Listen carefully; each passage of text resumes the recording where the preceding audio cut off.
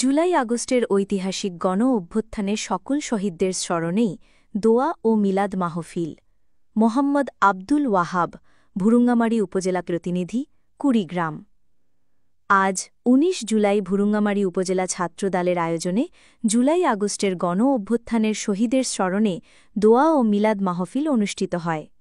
উপস্থিত ছিলেন ভুরুঙ্গামারী উপজেলা ছাত্রদলের আহ্বায়ক মিজানুর রহমান মিন্টু ও সদস্য সচিব মাইদুল হোসাইন।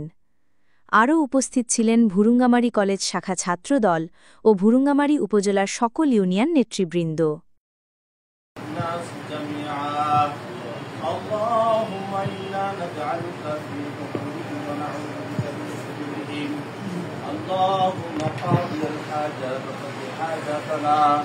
اللهم شافينا واشفي امراضنا اللهم كافي البليات بلياتنا اللهم ارحم الراحمين ارحمنا اللهم اغفر لنا ولوالدينا ولاساتذتنا ولمرشدنا ولشيخنا ولمشايخنا ولأحبابنا ولذرياتنا ولأزواجنا ولمن له حق علينا والمؤمنين والمؤمنات والمسلمين والمسلمات الأحياء منهم والأموات إنك مجيب قريب سميع الدعوات اللهم انصرنا فإنك خير الناصرين اللهم احفظنا فإنك خير الحافظين اللهم اغفر لنا فإنك خير الغافرين اللهم ارزقنا فإنك خير الرازقين